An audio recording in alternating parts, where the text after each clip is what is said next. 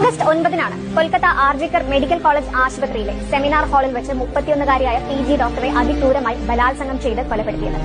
അർദ്ധനഗ്നമായ നിലയിലായിരുന്നു മൃതദേഹം. കഴുത്തിന്റെ എല്ല് പൊട്ടിയ നിലയിൽ ശ്വാസം മുട്ടിച്ച് കൊല്ലുകയായിരുന്നു എന്നാണ് പ്രാഥമിക റിപ്പോർട്ട്. ക്രൂരമായ ബലാത്സംഗത്തിന് ഇരയായതിന്റെ തെളിവുകളെല്ലാം റിപ്പോർട്ടിലുണ്ട്. ശരീരത്തിന്റെ പല ഭാഗങ്ങളിലായി ക്രൂരമായി ആക്രമിക്കപ്പെട്ടതിന്റെ പാടുകളുണ്ട്. സ്വകാര്യ ഭാഗങ്ങളിൽ കടുത്ത രക്തസ്രാവം ഉണ്ടായിട്ടുണ്ട്. ക്രൂരമർദ്ദനത്തിൽ കണ്ണടയിൽ നിന്ന് ഗ്ലാസ് കഷ്ണങ്ങൾ പൊട്ടി കണ്ണുകളിലേക്ക് തുളച്ചു കയറിയിട്ടുണ്ട്. 2 ചെവികളിലും മുറിപ്പാടുകൾ. ബലപ്രയോഗത്തിനിടെ അവളെ നിശബ്ദയാക്കാൻ ശ്രമിച്ചതിന്റെ ഭാഗമായാണ് ചുണ്ടുകളിലുണ്ടായ മുറിവുകൾ. കഴുത്തിൽ കടിയേറ്റ പാടുകൾ, കാലുകൾ ബലം പ്രയോഗിച്ച് നീട്ടിയതിന്റെ അടയാളങ്ങൾ. ഇവയൊക്കെ ആക്രമണത്തിന്റെ ഭീകരത കൂടുതൽ വ്യക്തമാക്കുന്നുണ്ട്. ഈ ഡോക്ടർ അനുഭവിച്ച വേദന ഇനിയും വിശദീകരിക്കേണ്ടതില്ലല്ലോ അല്ലേ?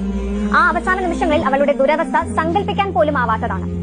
ശരീരത്തിൽ കണ്ടെത്തിയ ബീജത്തിന്റെ അളവ് 150 മില്ലിഗ്രാം ആണ്. സാധാരണഗതിയിൽ ഒരു മനുഷ്യന് ഉൽപ്പാദിപ്പിക്കാവുന്നത് 15 മില്ലിഗ്രാം വരെയാണ്. അങ്ങനെ നോക്കുമ്പോൾ അത് ഒരാളുടെ